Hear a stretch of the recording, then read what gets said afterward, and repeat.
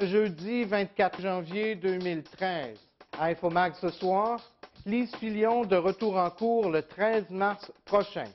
Jocelyne Hull revient dans l'actualité. Bénévole recherché par la Fondation Santé de Papineau. Et les Mustangs gagnent contre l'équipe féminine canadienne.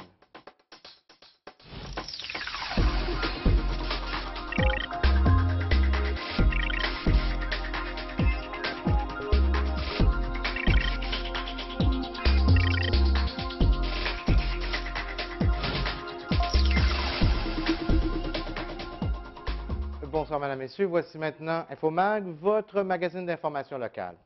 Eh bien, on vient maintenant sur le dossier de cet employé de la Caisse populaire de la Basse-Lièvre accusé de tentative d'empoisonnement. Comme on vous l'annonçait mardi dernier, Lise Filion a comparu au palais de justice de Gatineau pour faire face à deux chefs d'accusation pour avoir administré une substance délétère à deux de ses collègues de travail en 2011 et en 2012. On sait que Mme Filion, qui est responsable du développement coopératif, est actuellement en congé de maladie. Son avocat a annoncé mardi son intention de demander un procès devant jury. L'agent Jean-Paul Lemay du service de police de Gatineau. Le service de police de la ville de Gatineau a reçu une plainte le 16 février 2012. Il y a une enquête qui a été ouverte, puis une enquête en rapport avec l'administration d'une substance délétère, c'est-à-dire une substance qui a causé un malaise. L'enquête nous amène à savoir qu'il y a deux de ses collègues de bureau qui ont été victimes des agissements de Mme Filion. Alors, les faits reprochés datent entre le 1er avril et le 31 décembre 2011, ainsi qu'un événement du 16 février 2012. Et à quoi Mme Filion s'expose-t-elle si elle est trouvée coupable? Bien, ça peut être une peine d'emprisonnement de moins de 2 ans, mais ça, évidemment, il y a plusieurs facteurs à prendre en considération. On parle d'une peine maximum. Alors, ça sera au juge à décider. Mme Filion va être de retour en cours le 11 mars prochain pour son enquête préliminaire. Jocelyne Hull a accepté de revenir sur la scène municipale le temps de présider le comité visant à utiliser le surplus de l'ex-ville de Buckingham. On sait que Mme Hull a été la dernière maire de la ville avant de devenir conseillère municipale du district de Buckingham dans la nouvelle ville de Gatineau. C'est ce matin que la composition du nouveau comité a été dévoilée en conférence de presse dans le secteur Buckingham. Le comité va être composé de 7 citoyens qui représentent autant le monde culturel, sportif que communautaire. Le but du comité va être de faire des recommandations sur l'utilisation des 150 000 $ qui restent au surplus de l'ex-ville de Buckingham. Maxime Pedneau-Jobin nous explique comment le choix de Mme Hull s'est fait. Oui, je trouvais ça important de prendre une petite distance parce que c'est un dernier montant où il y a beaucoup d'intérêt. C'est la dernière pièce de Buckingham. Je trouvais que ça serait intéressant d'avoir un consensus et j'ai demandé à Jocelyne Hull, qui est l'ancienne mairesse de Buckingham et qui est très respectée dans la communauté, d'assumer la présidence du comité. Et ce comité-là va tenter de faire consensus et de me faire des recommandations. Je dis bien recommandations parce que c'est le conseil municipal qui est souverain, c'est le conseil qui décide. Mais je trouvais ça intéressant d'avoir quelqu'un comme elle qui va être capable, j'en suis certain, là, de faire un certain consensus, puis qu'on arrive à des propositions stimulantes, là. Par ailleurs, si quelques projets ont déjà été présentés, les projets qui vont avoir une valeur patrimoniale risquent d'avoir plus de chances d'être choisis. Jocelyne Hull nous donne plus de détails sur le type de projet recherché. À ce moment-ci, on n'a pas déterminé exactement que c'était un projet ou plusieurs. Je ne pense pas qu'on va parler de saupoudrer non plus. Je pense que ce qui est important, c'est d'abord de recevoir les idées, recevoir les projets, faire un brainstorming entre nous aussi de projets possibles. Et il faut que ce soit quelque chose qui marque. Donc, s'il y a un beau projet, ça pourra aller à un beau projet. S'il y a 2 ou 3 beaux projets, ce sera séparé en 2 ou 3 beaux projets. Mais il faut, disons que l'objectif est d'en faire quelque chose de déterminant, quelque chose qui va passer l'histoire, qui va rejoindre le critère de pérennité et d'historique. Toute idée et tout projet, si les gens prennent la peine de nous envoyer une idée, de nous faire un projet, nous, on va prendre la peine de le regarder. Je pense que ça, c'est bien important. Et je rejoins tout à fait le conseiller quand on parle là, d'infrastructures sportives. C'est pas 150 000 qui va donner une infrastructure sportive. Alors, je pense qu'il faut que ce soit quelque chose qui parle, qui dit quelque chose. On peut souligner que Mme Hull a clairement indiqué qu'elle n'avait aucunement l'intention de faire un retour en politique, ni d'appuyer quelque candidat ou parti politique que ce soit lors de la prochaine campagne électorale municipale. Malgré que le conseil municipal de Gatineau a voté mardi dernier contre l'arrivée de colistiers lors de la prochaine élection, le chef d'Action Gatineau, Maxime Pedneau-Jobin, a confirmé qu'il va demander au gouvernement provincial de trancher. En effet, il soutient qu'avec la loi actuelle, les personnes qui prennent les décisions sont les élus en place et que ceux-ci n'ont aucun avantage à voir débarquer des colistiers, donc des gens de l'opposition. M. Pedneau-Jobin souhaite donc que le gouvernement du Québec impose l'arrivée de colistiers dans les municipalités où des partis politiques existent. C'est le groupe en place qui détermine si on va consolider l'opposition. Ça n'a pas de bon sens. C'est un argument de plus pour dire qu'il faut la changer, la loi.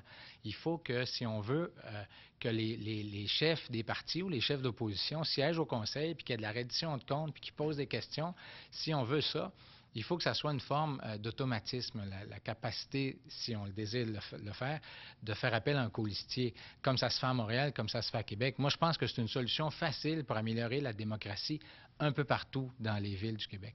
Avez-vous confiance que le gouvernement du Québec va être en mesure là, de faire une loi à temps pour la prochaine élection municipale? Bien, en fait, oui, parce que c'est une mesure qui est très simple, qui est un petit changement législatif qui ne coûte rien. Donc, moi, j'ai confiance, surtout que la CAQ, la Coalition Avenir Québec, est favorable. Pierre Moreau, un des candidats à chefferie du Parti libéral, est favorable. On sait qu'au gouvernement, le ministre lui-même, quand il était chroniqueur, il avait pris position de façon favorable. C'est que moi, je pense qu'on a une possibilité. Là. Je ne veux pas m'avancer trop, là, mais les chances sont bonnes. On peut rappeler que le maire Bureau se dit toujours contre les colistiers, même si certains médias avaient laissé entendre le contraire en début d'année. La Fondation Santé de Papineau est à la recherche de bénévoles pour continuer d'opérer sa boutique située à l'hôpital de Buckingham. Rappelons que la boutique est entièrement opérée par des bénévoles depuis de nombreuses années et que tous les profits sont remis directement à la Fondation, dont la mission est de promouvoir l'amélioration des soins et des services dans les différents établissements desservis par le C3S de Papineau. Bon an, mal an, la boutique remet environ 60 000 $ à la Fondation. Anne Mercier est la directrice générale de la Fondation Santé de Papineau. C'est sûr que ce qu'on recherche, les gens qu'on recherche comme bénévoles, bien, c'est des gens qui sont honnêtes et qui sont fiables. Parce que s'ils disent qu'ils rentrent de, je ne sais pas moi, de midi à 2 heures, il faut qu'ils soient là de midi à 2 heures. Alors, ces gens-là moi, je les trouve extraordinaires parce qu'ils font du bénévolat, mais c'est semaine après semaine, ils sont là. C'est vraiment leur chiffre de travail, ils font ça depuis des années. Puis c'est plaisant parce qu'on rencontre beaucoup de monde. Alors, ça brise l'isolement. Quand on est... c'est parfait pour les retraités. C'est vraiment... C'est plaisant. Puis, ce qui arrive aussi, c'est qu'on va donner le temps, on va les former. C'est pas vrai qu'on leur dit tout de suite, OK, vous rentrez, vous vous organisez. Non. On apprend la marchandise. Puis, notre philosophie aussi. Dans le sens que, comme on accueille notre client, ici, on aime dorloter nos clients, puis notre clientèle, c'est qu'on veuille ou pas, c'est les clients de l'hôpital. Ensuite, bien, vous avez les résidents, vous avez les travailleurs. Alors, c'est des gens qu'on côtoie tous les jours, c'est comme une grande famille. Les odeurs nauséabondes font la réputation de la municipalité de Tursault depuis de nombreuses années. Depuis l'arrivée de Fortress, les citoyens de la municipalité, mais également des municipalités avoisinantes, avaient bon espoir que les odeurs disparaîtraient. Pourtant, elles continuent malheureusement de caractériser cette municipalité sans cesse grandissante. Le maire de Tursault est bel et bien conscient du problème, mais soutient que tout est mis en œuvre pour tenter de le régler. Les odeurs, vous savez, ça a été caractérisé, Tursault, par les odeurs dues au port des papiers. Cependant, avec la cogénération, on est en train de régler un problème des odeurs qui s'appelle les boues septiques, parce que les boues septiques vont faire partie de la biomasse, lesquelles vont être brûlées pour faire de l'énergie, alimenter la cogénération. L'autre aspect, c'est la cuisson, qu'on appelle la cuisson des pâtes. Et à ce moment-là, l'engineering travaille très fort là-dessus parce qu'il y a une odeur de cuisson qui sort et qui, des fois, peut sembler âcre. Donc, là-dessus, on nous a avisé qu'il y avait des ingénieurs qui se préoccupaient énormément parce que les événements devraient être organisés à l'effet d'enlever cette odeur-là. La région de l'Outaouais est aux prises depuis quelques jours déjà avec une vague de froid sans précédent. Avec le facteur éolien, les températures frôlent les moins 40 degrés, ce qui rend évidemment la chaussée parfois très glissante. On peut notamment voir de la glace noire aux intersections. Au service de police de Gatineau, on invite les automobilistes à adapter leur conduite à ces conditions extrêmes, comme nous l'explique l'agent Jean-Paul Lemay. Dans ce cas-ci, le froid extrême peut nous réserver certaines surprises aux intersections avec de la glace noire. Mais les règles de base, il y en a deux qui sont bien simples, c'est de ralentir et de garder ses distances avec les autres véhicules. C'est certain qu'il peut y avoir beaucoup d'autres consignes de prévention, mais ces deux-là demeurent quand même les plus importantes, puis faciles à retenir. La Ville de Gatineau désire rappeler aux citoyens que la date limite pour payer le premier versement de taxes est le 4 février prochain. On peut rappeler qu'il existe plusieurs modes de paiement, notamment par Internet ou par téléphone, auprès de son établissement financier. Par ailleurs, on peut également se rendre en personne dans l'un des centres de services. Pour les citoyens de l'Est de la ville, on rappelle que seul le centre de services du secteur Buckingham, qui est situé au 515 rue Charles, demeure ouvert, étant donné que celui du secteur Masson-Angers est encore fermé en raison de la présence d'amiante. Les citoyens de la municipalité de l'Ange-Gardien, quant à eux, peuvent payer en 6 versements égaux. Et décidément, l'équipe des Tigres de l'école secondaire Armidas-Gamelin a plein de projets. On vient d'apprendre que l'équipe de Buckingham va dorénavant être présente dans la Ligue de football mineur de l'Outaouais. Eh bien, pour nous en parler, j'ai rencontré Michel Roy un peu plus tôt cet avant-midi dans nos studios.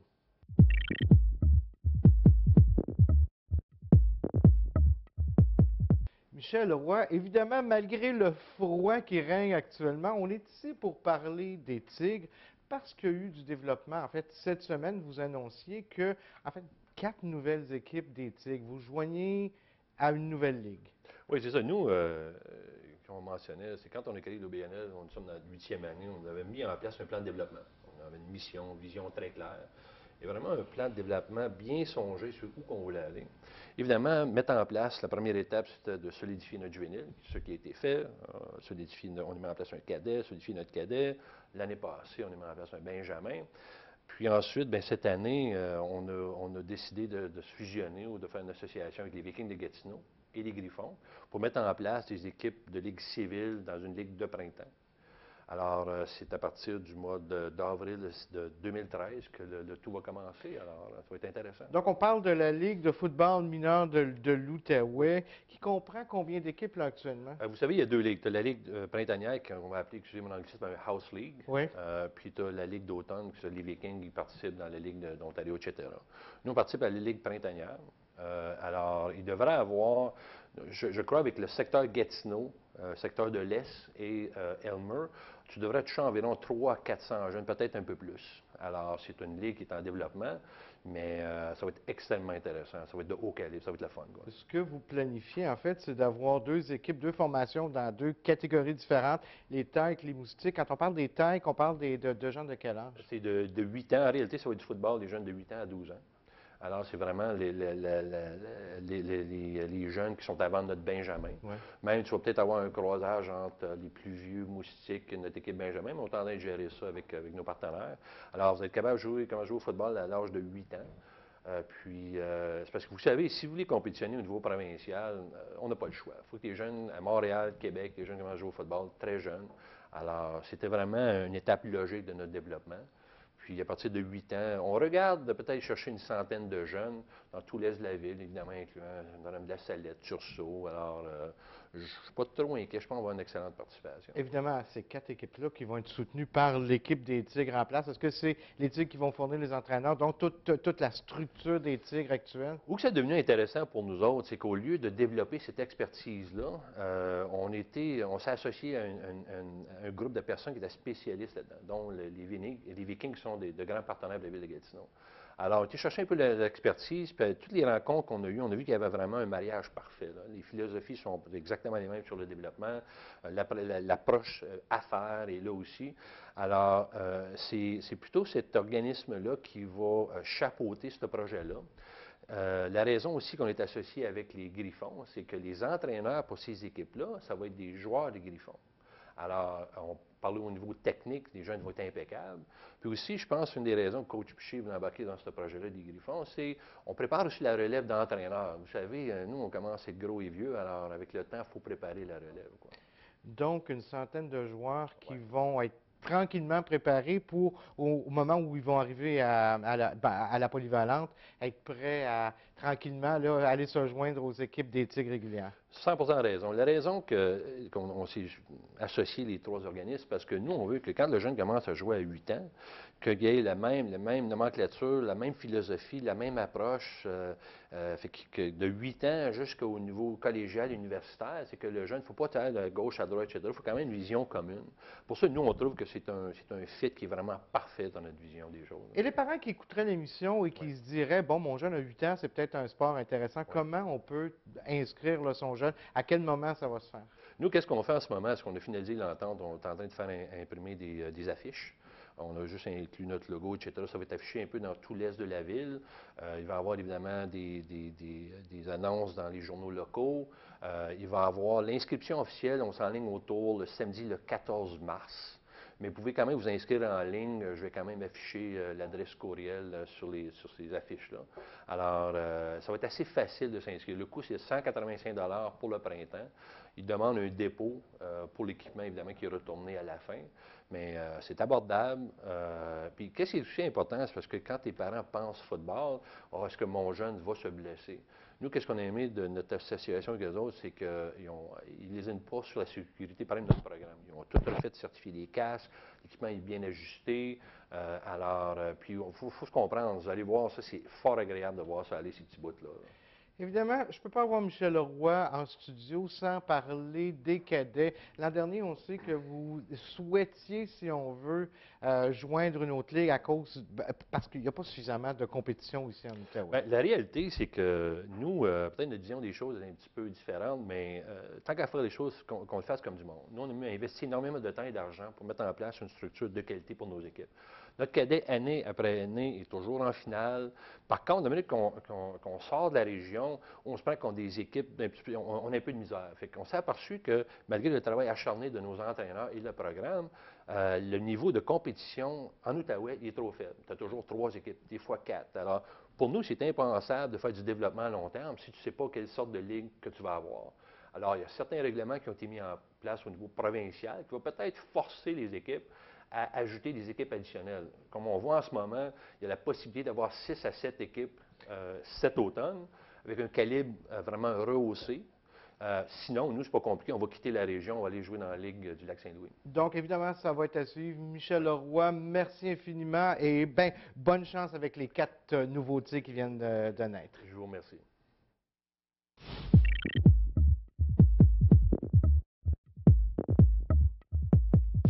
Alors bonjour, je suis présentement en compagnie de Kathleen Dufour du CAVAC-Outaouais, qu'on appelle le Centre de victimes d'actes criminels. Bonjour madame. Bonjour.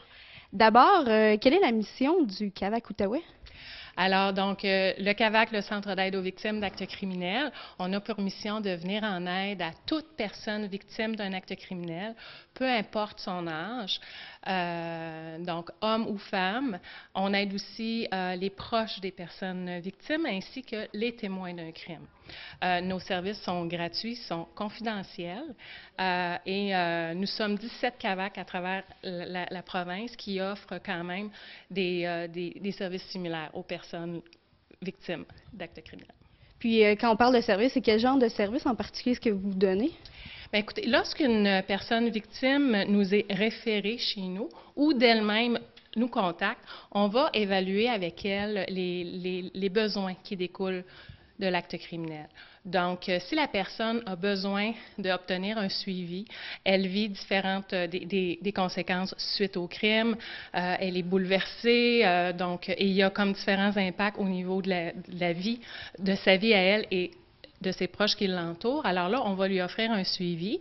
On va offrir, entre autres, un suivi de type post-traumatique, donc pour essayer de travailler au niveau du choc qui peut survenir suite au crime, et aussi un suivi, je dirais, de type psychosocial de façon générale pour vraiment essayer de l'aider à reprendre le contrôle sur sa vie, puis surtout de retrouver son équilibre qu'elle avait avant l'acte criminel.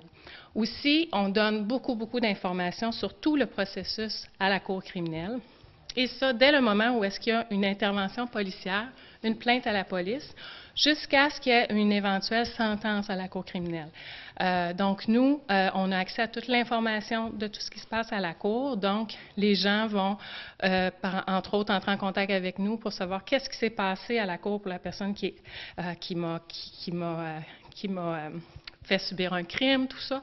Alors, à ce moment-là, nous, on leur transmet de l'information pour leur dire à ce moment-là, est-ce qu'eux ont besoin d'aller à la cour ou pas? Est-ce que les gens ont souvent les questions, est-ce que j'ai à aller témoigner à la cour?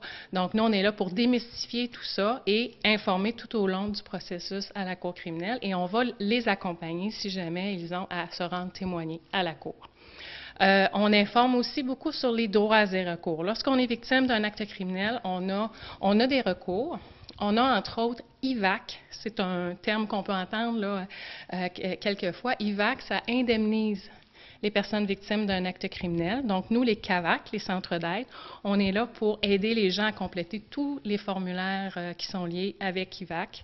À ce moment-là, donc, les gens ont accès aux recours là, qui viennent avec ça. Et il y a différents autres types de recours aussi qu'on est là pour informer là, les gens par rapport à ça. Puis, comment c'est possible de vous rejoindre? Alors, on peut nous rejoindre à travers nos 5 points de service à la grandeur de la région 07. Et on a un numéro sans frais qui est le 1-866-532-2822, c'est-à-dire 1-866-le-CAVAC. Merci beaucoup, Mme Dufour. Ça me fait plaisir. Alors voilà, c'était Émilie Charon-Pilote pour la chronique communautaire.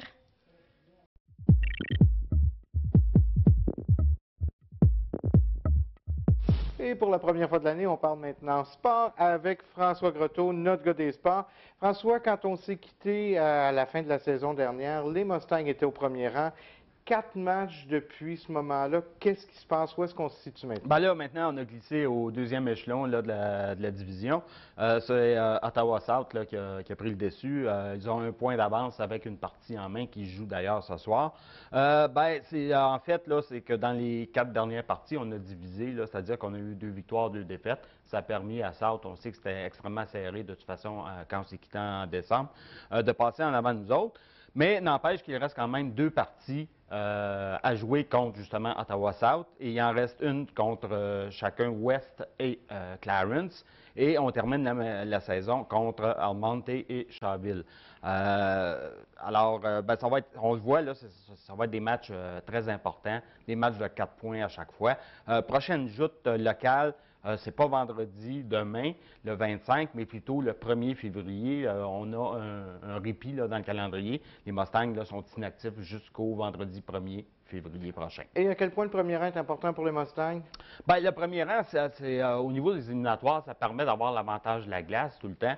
À part de ça, bien, écoutez, il faut quand même battre là, toutes les équipes. Donc, oui, des fois, c'est important, puis d'autres fois, on peut se dire, il faut les battre pareil 4 parties. Alors, Quelques jours de repos, effectivement, pour les Mustangs, mais ils n'étaient pas inactifs hier. Partie tout à fait spéciale, le centre sportif qui était plein à craquer contre des adversaires différents, si on veut. Oui, effectivement. C'était l'équipe nationale féminine du Canada qui tenait son camp d'hiver, justement, dans la région d'Ottawa.